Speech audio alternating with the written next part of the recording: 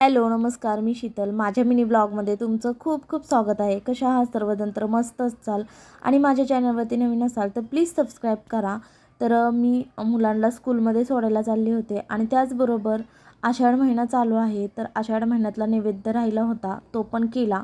तर सकाळपासून खूप घाई होती, तर जास्त व्हिडिओ काढलेला नव्हता. तर पुरणपोळीचा स्वयंपाक वगैरे केला होता आणि नैवेद्य तर सगळं घेतलं बरोबर आणि नंतर मुलांना म्हणजे स्कूलमध्ये सोडायला चालले आणि तिथेच जवळ मंदिर वगैरे होतं.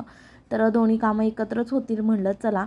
आणि आमच्या गावाकडे आषाढ महिन्यात नैवेद्य वगैरे दाखवतात. तर तुमच्या इकडे दाखवतात का? कमेंटमध्ये नक्की सांगा. तर मी प्रत्येक वर्षी म्हणजे आषाढ महिन्यातला नैवेद्य करते. आणि तुम्ही ते बघू शकता, मंदिरात पोहोचले आणि मंदिरात थोडीफार गर्दी होती आणि खूप सारे नैवेद्य पण दाखवून गेलेले होते लोक. तर आषाढ महिन्यात नैवेद्य दाखवलाच होतं, त्याच्यामुळे ह्या महिन्यात ना थोडीशी म्हणजे मंदिरात ह्या गर्दी असते देवीच्या. नंतर नैवेद्य वगैरे दाखवला आणि घरी आले. तर हा व्हिडिओ म्हणजे मी काढलाच नव्हता. सकाळी पूजा वगैरे केली होती, खूप गडबड होती आणि मस्त छान अशी रांगोळी वगैरे काढलेली होती. तर ती पण दाखवावं म्हणलं. तर खूप प्रसन्न वाटतं जेव्हा घरासमोर रांगोळी वगैरे असते तेव्हा. आणि नंतर आल्यानंतर मग मी देवाला नैवेद्य वगैरे दाखवला घरातल्या आणि नंतर मग जेवण वगैरे करणार होते. तर सगळा पुरणपोळीचा स्वयंपाक वगैरे केलेला होता.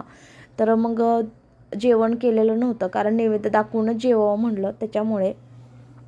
आणि मग नैवेद्य दाखवून घेतला आणि खूप छान वाटतं असं आपण देवाचं सगळं करतो तेव्हा. आणि मला पण थोडंफार करायला आवडतं. तर मी सगळा स्वयंपाक केलेला होता. तर इथे बघा पुरणपोळ्या वगैरे करून ठेवलेल्या होत्या, आमटी, भात, परत भजे वगैरे सगळं केलेलं होतं. तर हा ब्लॉग कसा वाटला कमेंटमध्ये नक्की सांगा.